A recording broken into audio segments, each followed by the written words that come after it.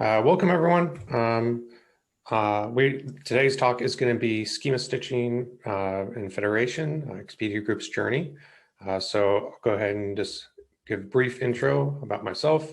My name is Shane Myrick. I am a senior software developer based in Seattle, Washington. If you're looking to kind of find more info or my social links, you can find that at shanemyrick.com.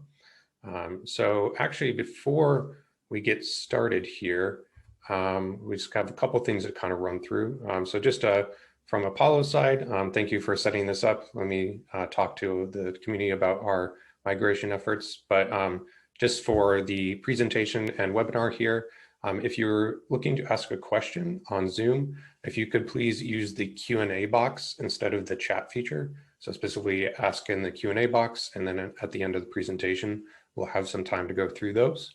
At the end of this event, there will be a post-event survey. And if you're interested in seeing more info or upcoming events, please take a look at that. This meeting is recorded, so the recording will be shared out in a few days after it is done. And then if you're also interested in seeing the next event coming up from Apollo's Tech Talks, that's going to be Adopting GraphQL Mindset when Migrating from REST. That'll be coming up on July 22nd. And the Apollo folks will be dropping a link to that in the chat. All right. So we're actually going to start here with a quick little audience poll, just to kind of get a mindset and see who's on the call and see what's going on. So you should be able to see that now in Zoom. We just want to kind of ask you what the current state of your graph architecture might look like. Are you in production using Federation today? Are you in production, with a more monolithic GraphQL API? Are you using schema stitching? Are you not using GraphQL in production at all? You're in pre-prod and just kind of testing different tools, or are you using something entirely different? So go ahead, answer that poll if you have just a second here, just one click.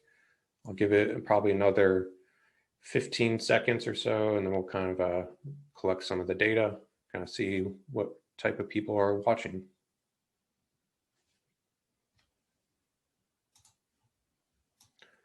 So again, if you don't see that poll, it comes up in a separate window on Zoom.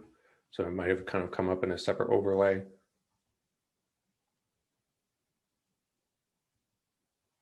All right, let's go ahead and take a look at the results here. Great, so it looks like our top answer is that we have 40% of people in production with a monolithic GraphQL API. So actually almost nearly half, 40%. We have next highest would be 22% people are in pre-production, not even in production yet, just with pre-production GraphQL. We have another 18% using Federation in production, 12% using stitching in production, and then another 8% just doing something else. So good mix across the board, but actually probably the top answer is monolithic GraphQL API.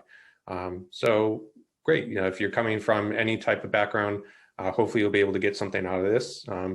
I will kind of actually lead off my presentation by saying, that everything I'm going to be talking about is going to be from my personal experience working for the company, Expedia Group. I don't intend to sway people to do one type of technology over the other, but I just hope that, I was able to share some of our learnings, some of the more difficulties that we had, or just maybe kind of share some insight onto what are the differences of the most common technologies you hear about when you start talking about GraphQL outside of just GraphQL, which is schema stitching and Federation. All right, so again, take your own opinions, but these are my opinions. So speaking of kind of just the experience first, I want to kind of lead off by talking about the developer experience, right? So why do people choose GraphQL in the first place? Usually it's because we talk about the developer experience we're trying to improve on, right? It's either from the client perspective of some sort of API that you might want to expose, or it's even from the server side, server developers perspective, where maybe you want to kind of reduce the burden and the tools that your server developers have to use, right? So often it comes from the place where we want to improve our developer efficiency, right? And so I'm sure we all recognize this graph. You've probably seen it a ton of times in any sort of GraphQL presentation. But if you're coming from a world of non-GraphQL or just maybe kind of a monolithic structure in some cases, even sometimes internal if it's a monolith. You usually have a bunch of clients that represent your client states, either UI applications, maybe it's just other API providers. They all have to call some sort of capability on your backend, right? And for us at Expedia Group, these can be things like cruises, airlines, cars, vacation rentals, hotels, et cetera, right? And we had this exact same layout, right? Where each different client maintained by different teams would call different API services maintained by different teams, and every team had to maintain those connections, both on the front end and the back end, maintaining contracts and keeping things up to date, right? And so, of course, I'm not going to go too much into the weeds here on GraphQL, but we all know we like to adopt GraphQL because it starts to simplify this connection layer, right? And so it gives us a single point for clients to kind of connect to, and also gives a single point for service teams to kind of expose to clients. And so it can reduce that friction in the number of connections and the number of places we have to coordinate when we're talking across the boundary layers, right? And so just to kind of summarize that, right, we want to make the experience better for both our clients because it gives them one location for fetching all the data they need. It also adds a type system on top of the API, right? So no longer are we just using, maybe just an open REST API. You could have something like a type system or a specification like maybe it's a open API standard, but GraphQL is another way to kind of add types on top of your API and actually be able to expose those types and introspect the types, which is very nice. And another benefit a lot of people often talk about is that, the clients get to specify their operations. And then that means that what they actually send to the server is actually what gets executed. That can have some performance benefits, but it's a nice handy feature. And then another one also is that since you do have a type system, the types can actually be extended and merged, right? So we can, whether you're running a monolith or whether you're running a stitching or federation type of graph, we all kind of have this capability to see what the types are in the graph and add more fields to it and extend it across different services. And it's very helpful, right? And so when teams kind of get to a point where they're like, okay, we want to start adopting a GraphQL API. We want to have one location for all the teams to call that API. You start to notice as more and more features kind of get into that GraphQL API, we start to add more logic and there's more connections. And then there's a lot of teams contributing into it. And it can turn into, now before we had, individual services and they're all kind of split up and maybe sort of microservice-ish, right? And we had different teams manage them. They're all deployed independently. Now we're starting to collect everything in one API at the top. And it's kind of becoming our sort of monolith at the top. And it's not a bad thing. A lot of people, as seen by this poll in the beginning, actually have that architecture, and it can work very well, depending on your team size or how many people are contributing to the graph or how many features you're rolling out in the graph. But as an industry, we usually tend to see that monoliths sort of kind of have been not the pattern people have been following most recently in the industry standard, right? It starts to become a single point of failure for the clients, right? So if for some reason, your GraphQL API goes down, then everything's down, right? And so you can kind of lose your capability to serve your clients. And also one code base leads to many contributors, right? If you have a lot of people contributing to a single place, that often means there's like lots of conflicting changes and PRs and code reviews, and a lot of things can go places if everyone's consolidating on one single location to make changes. And also the more changes that are incoming, that also requires a team to manage the monolith and manage the reviewing and the architecture and just making sure everything's running smoothly and up to whatever your team standards are. And so again, not to point out that if you're running a monolith today, it's bad, but I think we can all agree as an industry, we've all started to try to move to more of this microservice architecture layer, right? Where we have individual services being able to kind of independently deploy and manage by individual teams. And so with GraphQL, we don't want to lose that capability, right? We still want to get all the benefits of GraphQL, but we want to be able to deploy individual services, right? And so if you're trying to do that today, that type of approach is actually outlined in the principlegraphql.com guidelines, which, by the way, if you've never seen them before, I'd highly recommend you go to principledgraphql.com. This is what's called as a federated implementation, right? It means that there is only one graph, there's one schema that the clients use, but we want to split them up.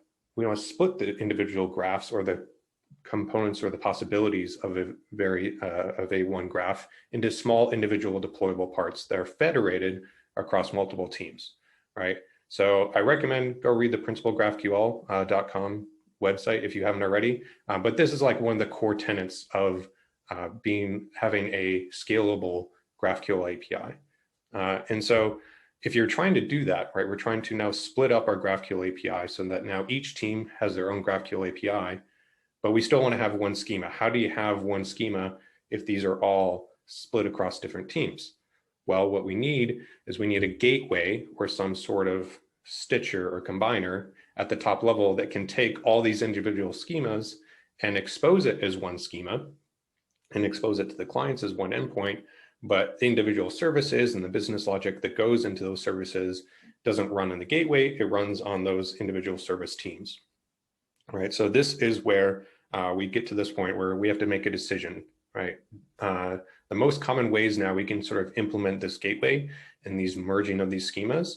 The most common way that was probably started out a couple years ago and the way that Expedia Group did was actually that we used GraphQL tools and GraphQL schema stitching. This was very popular because it worked pretty well. It was initially created by Apollo. It has since actually been migrated. Apollo is no longer maintaining this library. It was actually moved to another open source organization called the Guild, which I guess I'm going to give a little shout out to them.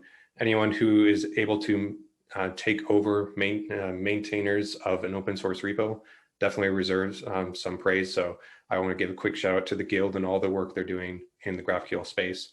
But specifically on the GraphQL tools library, there is one sort of utility feature there called like stitching and merging, right? And so if you were looking into schema stitching before, or how do we merge schemas together to expose one schema, this was kind of the way you did it up until a couple of years ago, right? Where then federation came into the picture, but we'll talk about that in a second, right? So schema stitching just allows you to create a single GraphQL gateway from all these multiple underlying GraphQL services.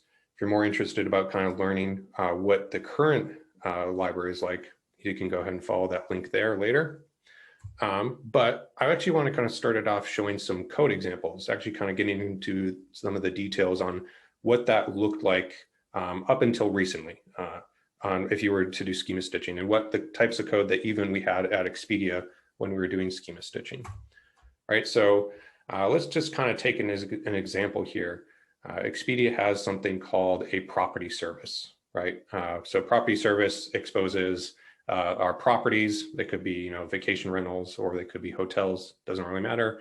And let's say we had a simple top level query, which allowed us to do a property search. You pass in a destination and you get a list of properties, right? We had something similar to this, pretty straightforward, right? And we had another service like a review service, right? And so reviews could be on like things like properties, could be on other things, right? So, maybe the review service was independently deployed.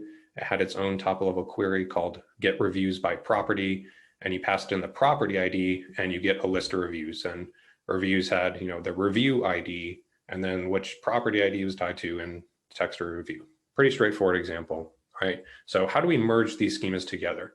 Well, if you were just to literally do like a union, like combine, right? You get your type of property, you get your type of review, and then you get your two top level queries. And technically those are combined, but we might have noticed is that if I ask for, let's say I do a property search, I get a list of properties. I just still have the properties, right? The reviews aren't like tied into them, right? It would be really handy if we could say, oh, when I get the list of properties, I had another field called reviews, and I didn't necessarily have to make another call back to the back end, just like REST, to get the reviews after I did the property search, right? So schema stitching merges them together. So we actually have a merged schema, but how do we add these extra features of like, now that we have one schema, we actually kind of want to start linking and tying services together and maybe actually modifying the schema, doing transformations on top of it to give our customers, our clients a little more capabilities, right? So they don't have to do these round trips. So how you do that is in schema stitching, you had this idea of a transformation, right? And so don't worry if you don't understand this code. This is just kind of to make a point, right? But what you have to do here is define like the type that you'd wanted to extend. So we wanted to extend the property type. We wanted to add a new field called reviews, right? And so you have to actually type exactly what you want. And then you say, okay, I want to resolve it by calling this other top level field over here and get the ID from that thing and passing it as an argument to the other parameter, right? And so again, don't worry if you don't understand this code, but just know that this code had to be written in the gateway, right? So we have to actually take this code, and maybe there's lots of these transformations or links, right? And we actually combine them all together, and we take those and apply them on top of the different schemas, right? So now the gateway is aware of the different types in the different services, and it knows how to merge them together, and it knows how to extend them and add more features, which can be handy.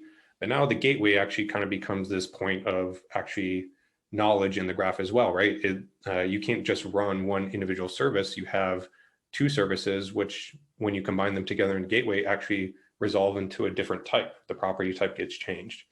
And so we started to notice this, and this is kind of things that come up with schema stitching, right? That our gateway code was getting more complex. We can only really generate the true schema by actually running the gateway, because there was like fields and things being added that you couldn't get from just running the individual service, right? And then also the gateway is now aware of these service types. And so we couldn't just take our gateway code and like take that exact code and point it at like two other different services and like kind of spin up a different graph of maybe a combined of different services, right? Because the gateway was actually aware of these different types that were supposed to be there, right?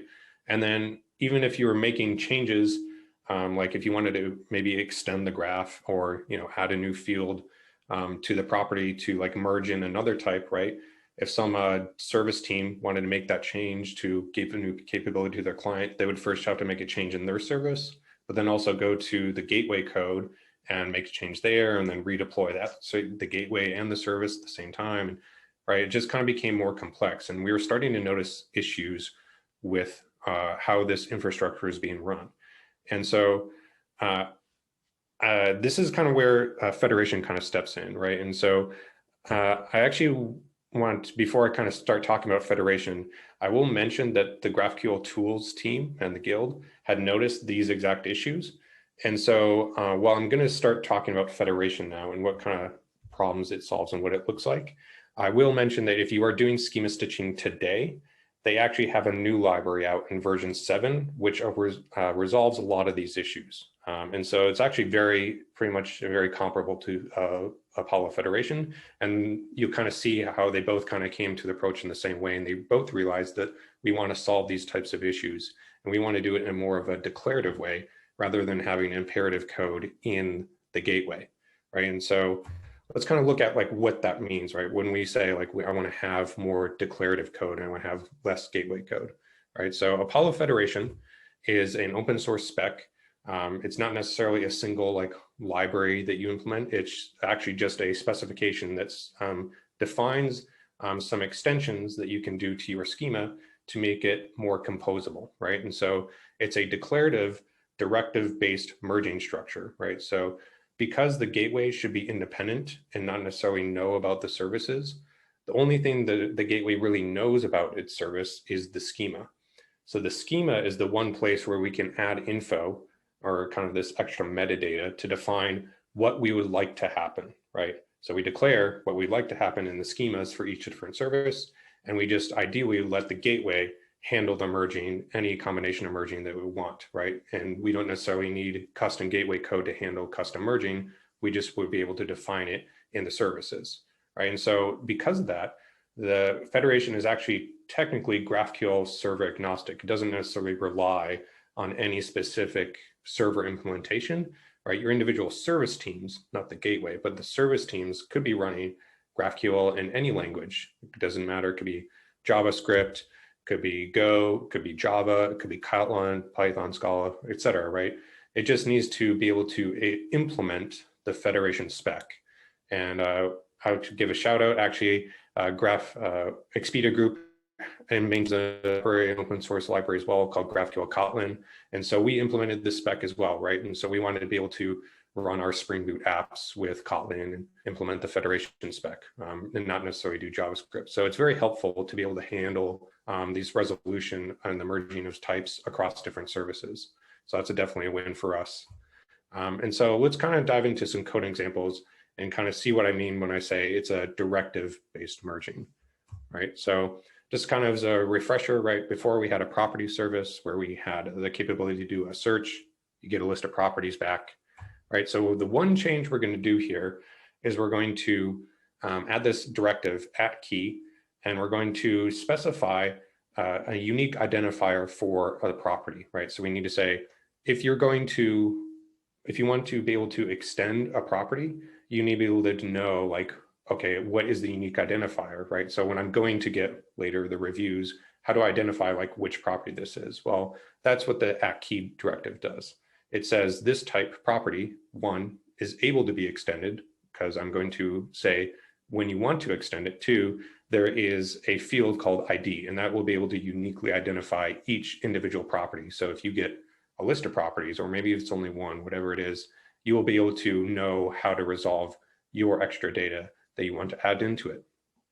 So that's our first step, is adding the at key directive. And then in the review service, again, just as a refresher, this is what it looked like before. We actually just have to make a couple changes. So what we have to do now in the review service is that we have to actually define the property type in the review service. We actually have to be sort of aware of what we're doing. We know that there exists somewhere in this graph that we're merging, there is some type called property.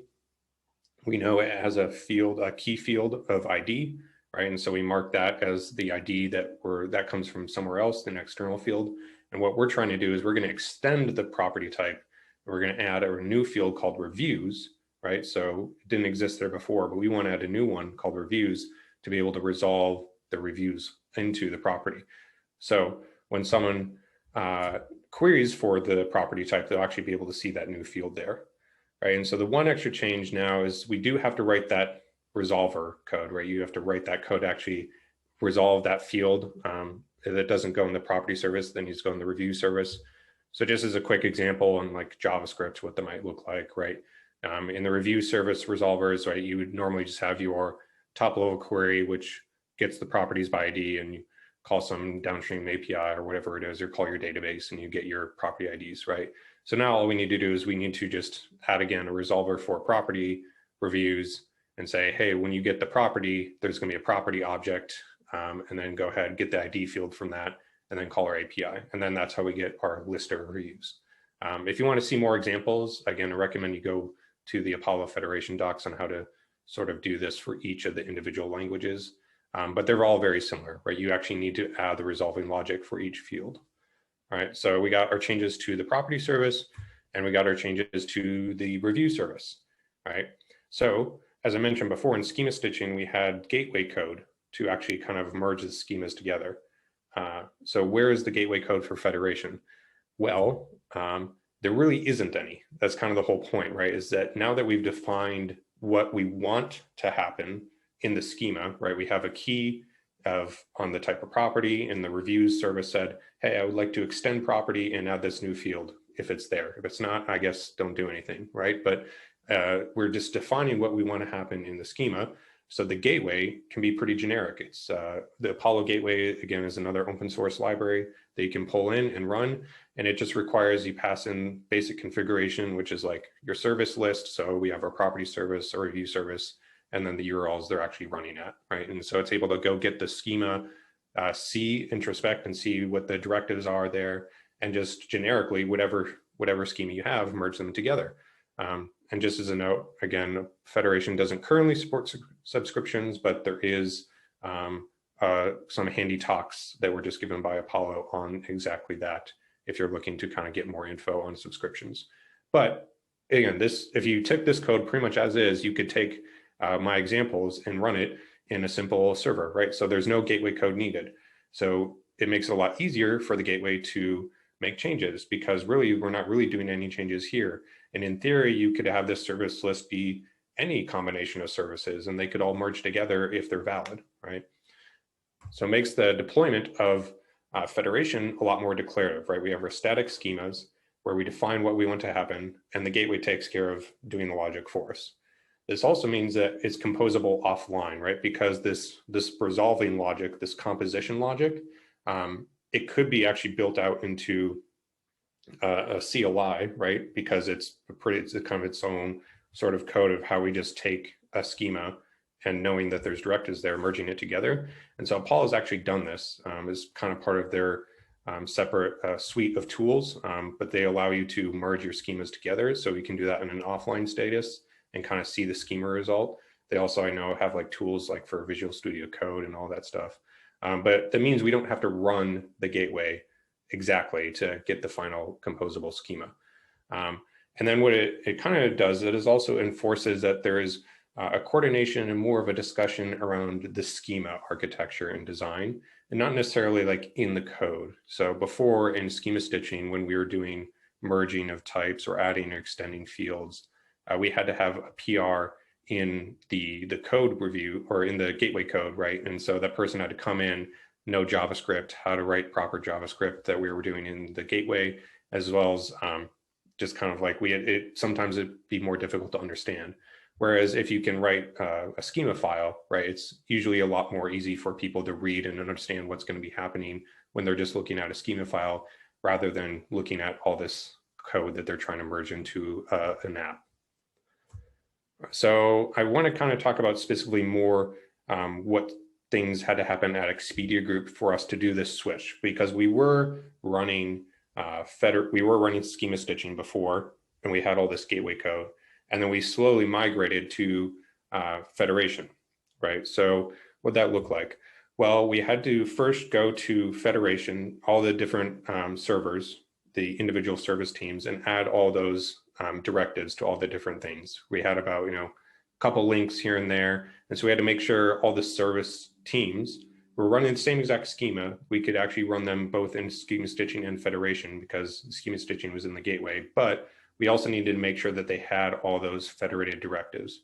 Once that was in place and they had that logic written in the services, then the gateway, what we'd actually did under the hood is we actually ran two separate Apollo servers. One that was sort of running schema stitching, and then one that was running Federation, right? And then we also had two variants in our schema registry. We were using Apollo Studio, but if you're using any sort of schema registry, we had to have like the stitching schema as well as the federated schema that we registered separately. And then once we have those kind of up and running, we were doing our traffic migration where an incoming request would come into our gateway app. And then under the hood, when we're handling it in our HTTP handler, we'd actually choose based off either just a parameter in the query or parameter in the HTTP request, or even just maybe based off a traffic controller controlled by %. We could send it to the Federation gateway or the schema stitching gateway. Right. And so we were able to actually kind of run in parallel, like a 50-50 split at some point to really kind of see what were some of the benefits or downsides or what was happening between schema stitching and Federation. And some of the benefits that we saw of actually using Federation is that we actually saw an improved gateway latency. So before, you have to send your request through schema stitching to come in, you look at the request, it knows based off the schema to route the request to, maybe the property service and the review service to get that data. That both data the data goes to the property service, gets the property ID, then goes to review service, gets the reviews, get the reviews to add into the property. And then we run that transformation code in the gateway. We run that at runtime to be able to merge them together. Well, for us, because we had so many links, that was added latency that was being added to the response to the clients. And so with Federation, we saw, specifically Expedia Group, we saw that there was actually a reduced latency in Federation when the requests were going through that. And so because there was a reduced latency, we are actually able to reduce our compute quite significantly, actually. We were able to reduce the compute resources we were using by about 50%. So we were running about like half the number of instances in production, which is a great win for us. And then the other benefit is once we were like, okay, Federation's winning, we're definitely going to go 100%. You go all on 100%, we were able to delete a bunch of that linking code, right? And so our gateway became pretty generic, right? It's pretty simple now. It's only just, that, like I said, that basic layout of setting up a service list, and then you have your logging and metrics, but that's kind of it. There isn't really any brand or any service team specific code in the gateway. And so as the maintainers of the gateway, it became a lot easier for us to understand the gateway code base and maintain it, and not have to worry about teams kind of coming in and working in our code either. However, wasn't just kind of want to call out some considerations. If you're moving to federation, especially at Expedia Group, with the move, we now have to have a lot more we have to have a lot more considerations for when we're doing schema design, right? Because now that you have individual service teams sort of aware, the service teams have to be sort of aware of what's going on in the graph.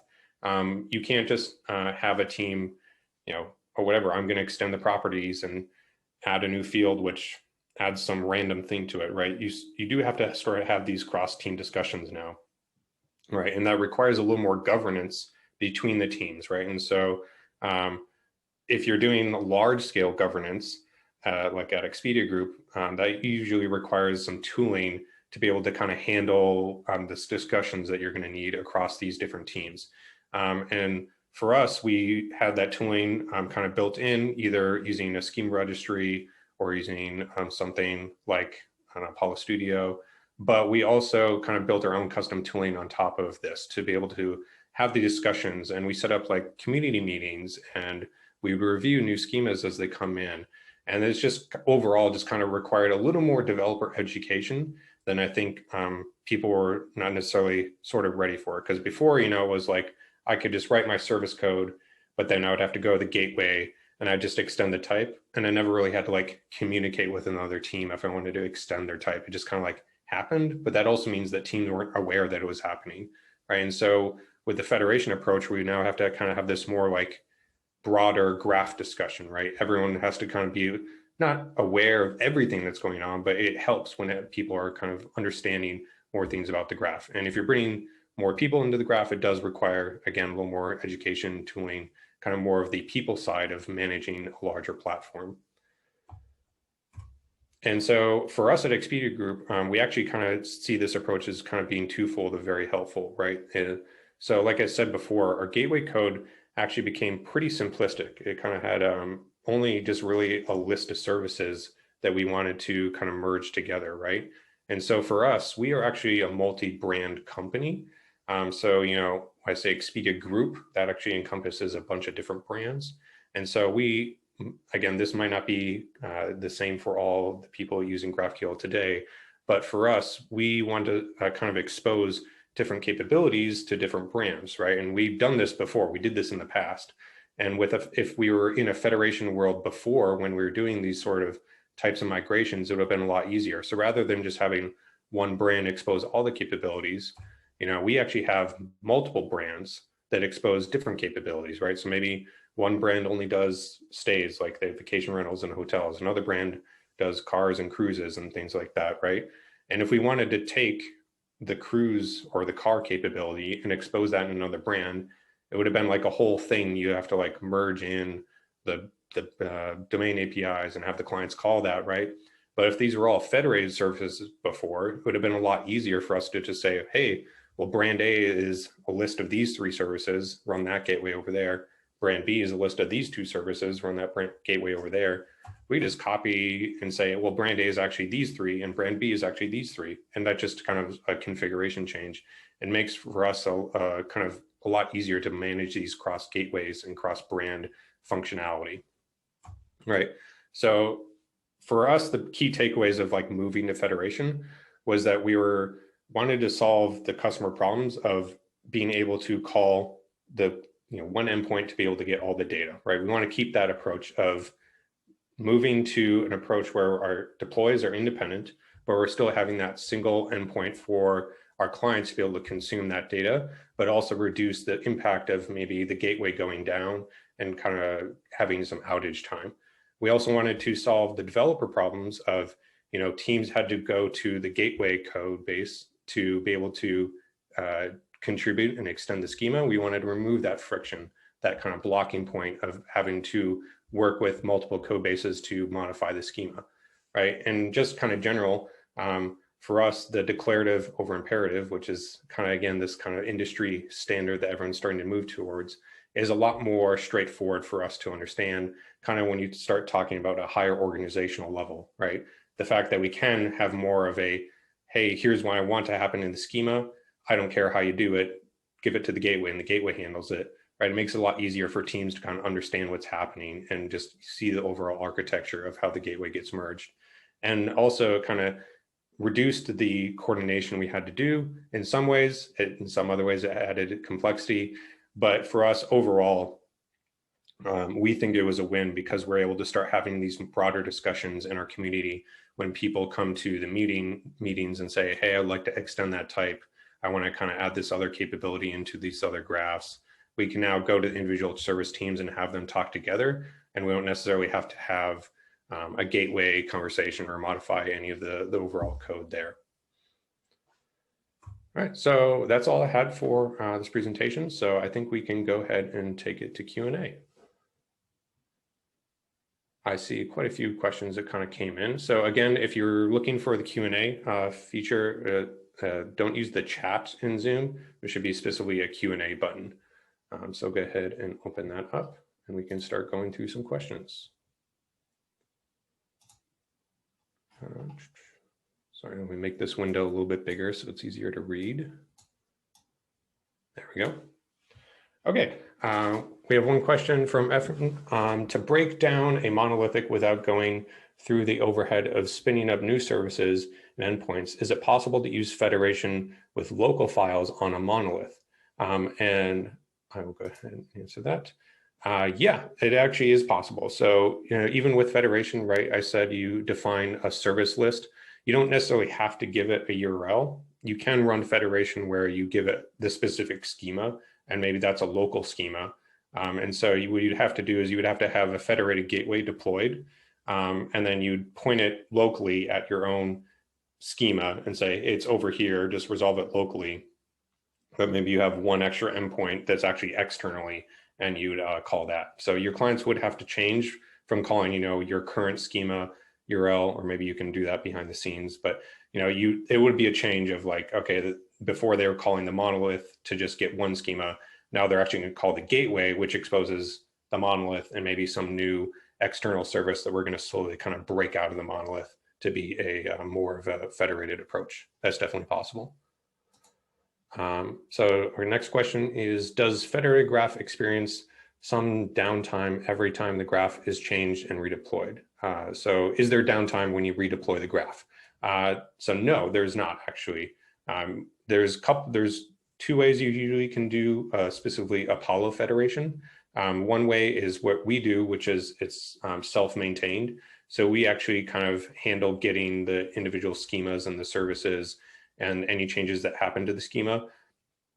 And we have our own process, right, where we just deploy a new instance of the gateway and spin it up with the new change schema. And then just with your independent deployment infrastructure, right, you route traffic from one gateway to the new gateway, which has the new schema. But the other approach you can do is also managed federation, which I'm sure Apollo can talk and give you more info about that. But just a brief summary, managed federation is where you would spin up an Apollo server, an Apollo gateway, and then you'd have to actually connect to their enterprise tooling, which is Apollo Studio.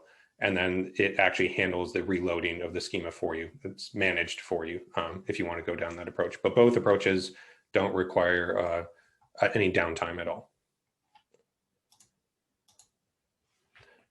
So next question is, what other schema registries are there out there other than the one from Apollo Studio? There are some out there, actually. As I mentioned before, the Guild is doing some great work with the GraphQL space right now in this open source world. They recently came out with one. I know I'm blanking on the name right now as well. I saw that there was fairly recently, there was a release of another open source schema registry tooling, which actually kind of had some sort of UI built on top of it. But that means that you'd have to take that open source code, deploy it in your own infrastructure, manage it, handle updates, all those things. Yeah, so it kind of becomes this standard question of, do we buy a tool from some other company, or do we build and manage it ourselves internally? It's kind of just the age-old question of build versus buy that you'd have to compare to know if you want to use one service versus the other. But there are other options other than Apollo Studio out there. Okay, next question is what kind of monitoring and insights tooling did you use to monitor the benefits of the 50-50 split test? Yeah, so excuse me, one second.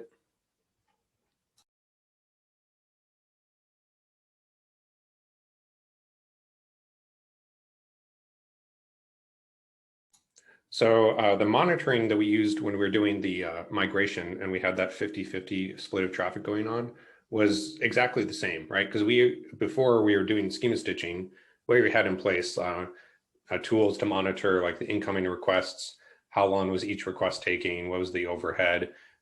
We had tracing enabled, right? So, we could actually see the requests flowing from client to gateway to GraphQL service to other services downstream. We already had that all in place. So there really wasn't much we had to change in terms of the gateway when we're monitoring the requests. If you were doing, it depends on the underlying HTTP server you're running. Maybe you might have to change the instrumentation if you were moving to a totally different service or a totally different HTTP engine, but we didn't have to do that. We just stuck with Express and we had all our middleware exactly the same, just kind of running with Apollo server. Because again, under the hood, it still just runs, you take the gateway and give it to an Apollo server. And that's what does the composition. But before in schema stitching, we just run the schema stitching code and get a schema object and give that to Apollo server. So it's still just running Apollo server and then with all our middleware in place exactly the same. So we didn't really change too much to see the difference. Okay, next question. How do you keep your subgraphs loosely coupled? When I have like a create customer review mutation, but in the resolver for that mutation, I have to make sure that the review will be validated synchronously and checked if the hotel ID is existing in the review service.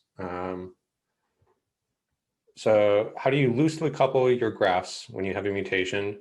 And you want to make sure that the review will be validated synchronously and check if the hotel exists in the review service. So the stuff, if I'm understanding your question properly, you would still, when you have like a service you're trying to maybe extend into the other type, so you have like your review mutation, right? And you're trying to modify the hotel object. The resolver code that you write that's federated would still be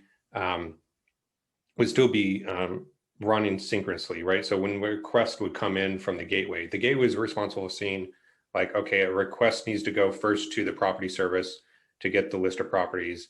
And then I take that list of IDs and I, in parallel, send a bunch of requests if needed to the review service, right? All those individual requests are still handled synchronously. So, as the review service, you'd still be getting a request to say, hey, I have this one singular, or maybe it's a list. It's up to you to decide that, of property IDs. Please, you as the review service, please resolve them for me.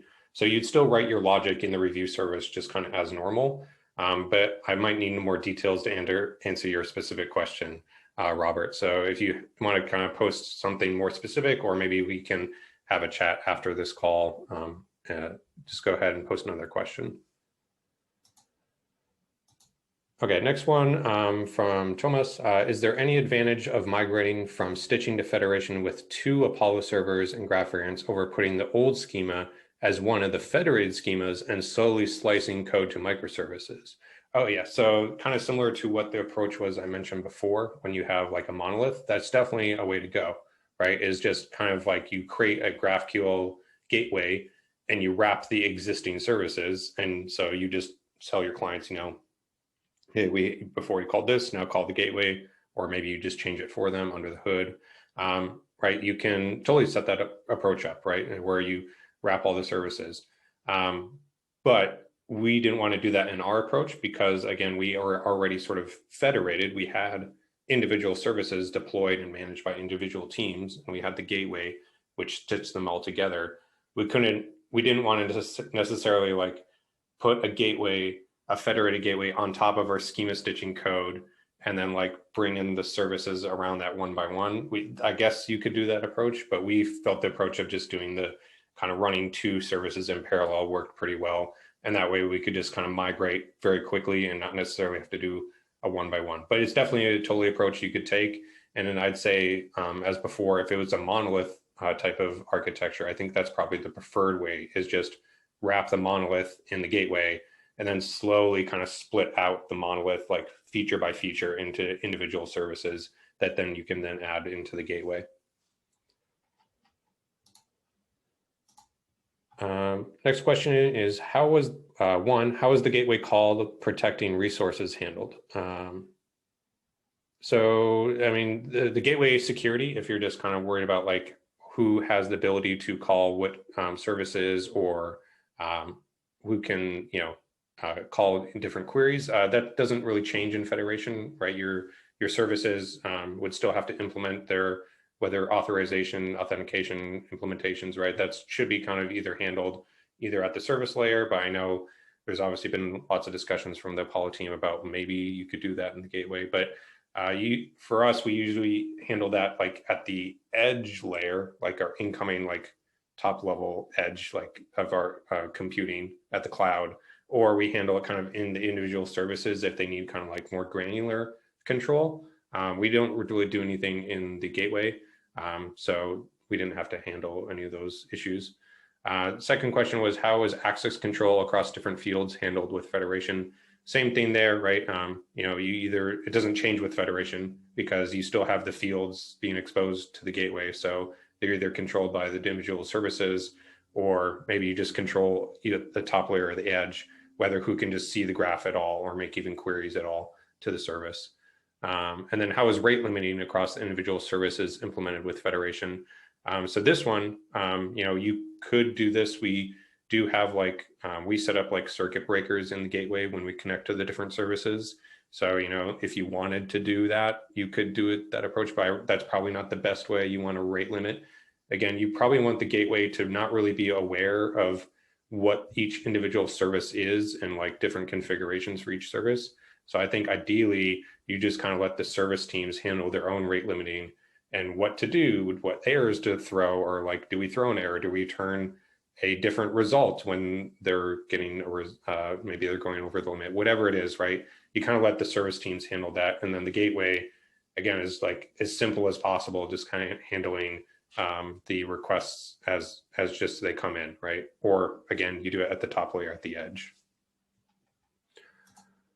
Next question is, how is type collision prevented in the gateway? Great question. So as I mentioned, right, we have the types defined by each individual service. And like in my example where we had a review service and a property service, right, the review service had to be aware that there was something called the property type in the graph, right? So in the gateway, if you were merging those schemas together and for some reason it tried extending a type that didn't exist, you would get a warning in the startup to say, hey, you were extending a type that didn't exist, but it would still start up fine because that doesn't change anything. You just wouldn't see those fields in a type that didn't exist, right? So you see a warning at startup time. But then what you probably want to do is actually, you want to implement some sort of schema registry or some sort of tooling, enterprise tooling on the back end or on the development lifecycle. You want to be able to check if this changes you're going to make to a schema before you even try giving it to the gateway to start up, right? You want to try to check if those changes are valid, right? And so this is where a schema registry is kind of required. So as mentioned before, there's some couple open source alternatives, but for us, we use Apollo Studio and the Apollo CLI.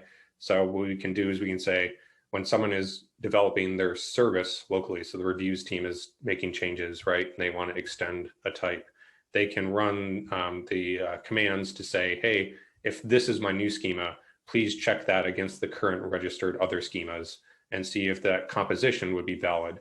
And that gives them a warning. You can do that, locally at PR time, as part of your pipeline process, any kind of in place in there. And so for us, that's actually pretty much required. It made it a lot easier to manage the changes going in, and also help teams be aware of all the things that are happening when they modify their schema code. So schema registry is the way you handle that. All right, we've got about 10 minutes left here and almost getting through the questions. If I don't get through all of them, hopefully I can try to move a little bit faster and maybe answer some post the webinar. Did that one? All right, next question. How have you handled authorization and authentication with Federation? Do you push that down to the federated services? So again, I answered this before, so hopefully you got your answer from that. I'm concerned that using Federation-specific SDL prevents a use case of deploying or testing a service independently. Have you experienced problems with this?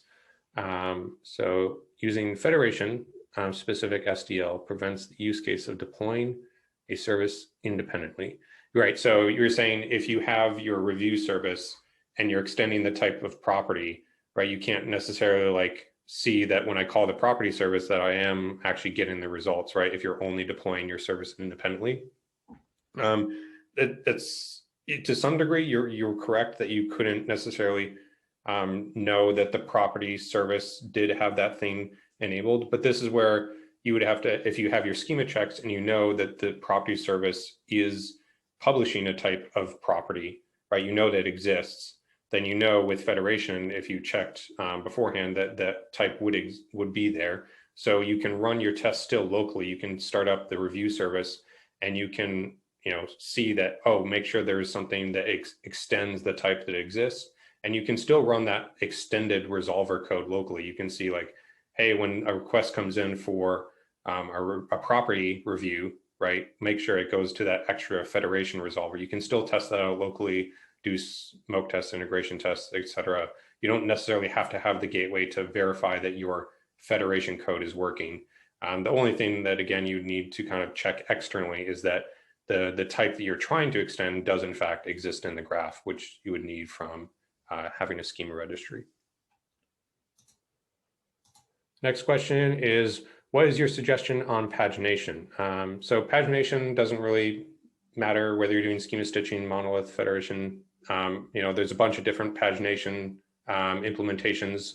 There's one even provided kind of default, which is why I think like the relay spec has its own pagination.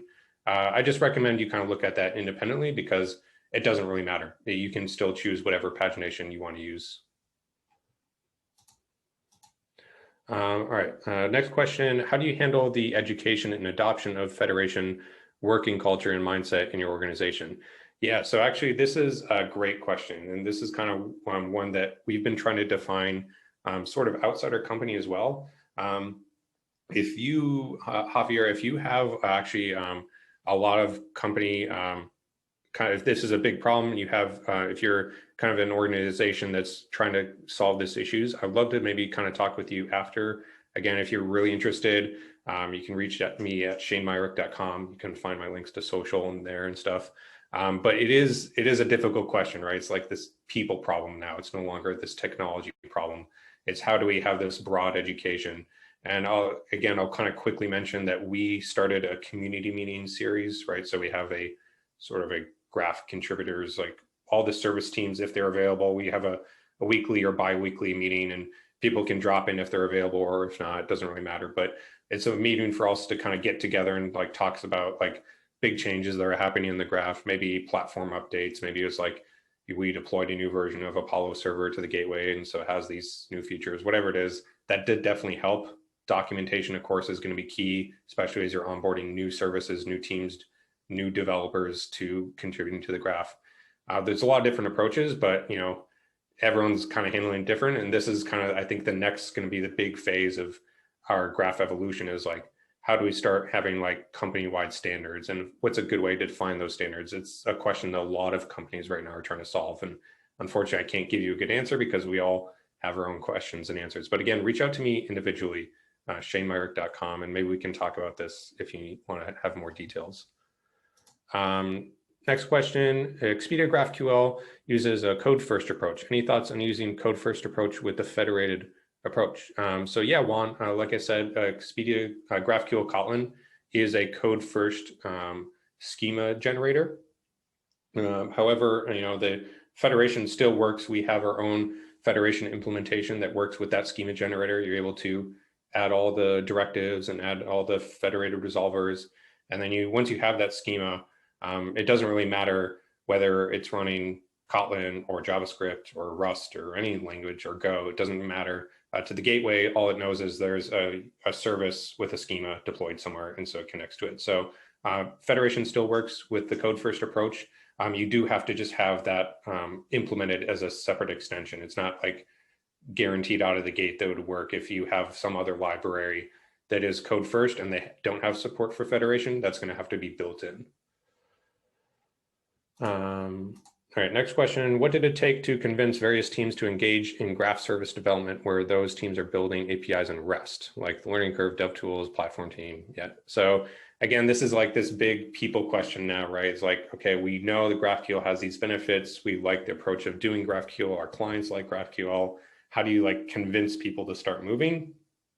There's no one good approach other than, again, I'd reach out to me if you want to kind of talk about this more individually, but also maybe with some other kind of thought leaders in the GraphQL space. I recommend that you have to be able to go to these teams and be able to sell them the larger company vision, the larger value add that they would get to moving to GraphQL, right? It's not just like the technology benefits of having one schema and having a place, right? It's like, what are you trying to accomplish, right? When you talk about like the ability to have new features show up in clients more quickly, the ability to not have client teams have to worry about connecting to both REST APIs and GraphQL APIs, right? Maybe they only have to write one data fetching layer of code, or the capability of being able to like go to a single place and as a product owner, not necessarily a developer, but as a product owner, being able to see like what is capable, right, in the graph and not have to like now go through and look at each individual REST API to know your company capabilities, right? There's a bunch of these kind of like product discussions that you have to have outside of the space of just adopt GraphQL because it's the new hot thing. You have to be able to talk to these teams and say, why are we adopting GraphQL? Why did we choose it in the first place? And if it is because of technical reasons, that's fine. You should be able to sell them. But I think you're probably going to have a better approach on selling a product vision, the product benefits you'll get from adopting GraphQL. If you're looking for a discussion on kind of more of that as well, there was a great talk given at the virtual GraphQL Summit earlier this year. I recommend you go look back at some of those talks given by some of those teams from earlier this year. If you didn't have a dedicated platform team, what kind of approach would you take to slow chopping up a monolithic GraphQL API? You're going to need someone to kind of lead this, right? If you're asking the question, should we move away from one monolith, then it doesn't necessarily have to be a platform team, but someone has to lead the charge, right? If you have all your individual service teams contributing to the monolith today and no one necessarily owns the monolith, then someone's going to have to step up and say, okay, look, we're going to actually on the side, we're going to start deploying this federation gateway and we're going to wrap our monolith API, right? And like, we'd like to kind of start splitting it out, right? Someone's going to have to get that federated gateway up and running. And once you have that, it then would make it a little bit easier. So like maybe your team now no longer has to contribute to the monolith. You can start breaking your stuff out of the monolith and going to the services, but you're going to have someone step up to like get the gateway deployed in the monolith and wrapping that. Or maybe it's not even deployed in the monolith. Maybe it's deployed on top of it and it just calls, and the monolith is one of the services of the gateway, right? Someone's going to have to own that. And so it might not be called the platform team today, it might be owned by your team, but at some point you're going to have someone kind of manage that infrastructure. And so I'd have that discussion with your teams, kind of maybe get some of the core contributors together of the monolith, kind of the leaders of each team that manages it, and kind of start having these discussions on, is it a good approach to start splitting these up, and who's going to be ownership of the gateway, who's going to deploy updates, who's going to run the monitoring, who's going to run the infrastructure of the gateway, et cetera. So does Federation add any hosting complexities that you don't foresee or you didn't foresee? So no, we didn't really change any of our hosting infrastructure, right? Like I said before, when we were running schema stitching, we had a gateway already and we had services deployed independently already. So like the infrastructure itself didn't really change, right? We still have the same gateway and services. It's just how the services are merged together that changes under the hood. So no real changes or complexities necessarily there. All right, I got 4 questions left, so I'm going to try to answer them. I think we're like a couple minutes over, but we're at 11 right now, so I'll try to get through these quickly. All right, how did you manage incoming requests that unintentionally exploded into thousands of per service requests? Do you recommend any specific tools for this, like monitoring, reporting, et cetera? Yeah, so if you're looking at like things like query depth analysis or the N+1 problem, again, these don't really like change necessarily when you move to a federation approach, because federation is just more about once you have a schema defined, how you compose it together. But regardless whether you're running a monolith or whether you're running schema stitching or federation, the fact is that you have a schema and then requests come into that schema. And so if you have tooling built on top of that to prevent like a really big complex query or a query that's like, 100, maybe 100 fields nested or whatever it is, or a recursive nesting field, those tools don't really change. And so I recommend you kind of look into the tooling that's already in place to kind of prevent those types of requests from boiling up and possibly causing issues on your gateway. All right, next question from Eric. How do you manage incoming requests? Oh, sorry, that was the last one. How do you allow engineering teams to add their schemas whenever they want to, or do you do schema changes in some cadence? So for each individual service, if they have a service already deployed, we specifically just kind of let them do their changes on their own. We don't necessarily like block the gateway from composing the schema together, right? Whenever a schema change is released, it just immediately gets released out to production if they want to go to production, right? However, we did have a process to enable new teams to get into the gateway. So we did have sort of like a discussion as the maintainers of the gateway. We would have a discussion with the teams, kind of ask them again, just to make sure they understand what we're trying to do and what type of schema we're building, and have the kind of that discussion of the onboarding discussion. So we manage like new onboarding teams, but we wouldn't necessarily block any changes when they went out. Once they went out, they just went out immediately. The schema would refresh and you'd see it in production.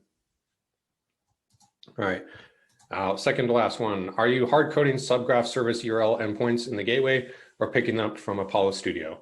Yeah, so that's basically asking, are you doing managed federation or do you manage it yourself?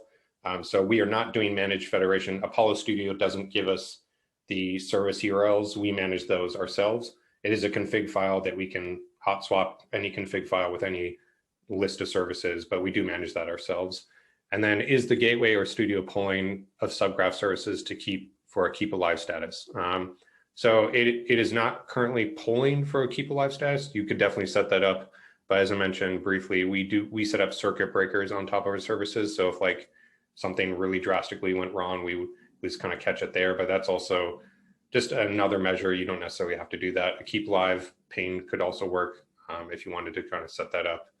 But that would be, again, just sort of externally, just the connection to your service, not really federation specific. You just have that connection to a service. Last question here. You mentioned the subscriptions briefly. Did you run into any problems when separating subscriptions into a separate service, or is there any way to stitch data into subscriptions like there is a way with schema stitching? So Julia, we did not have any subscriptions enabled at all in our schema stitching approach before, so we didn't have to migrate necessarily.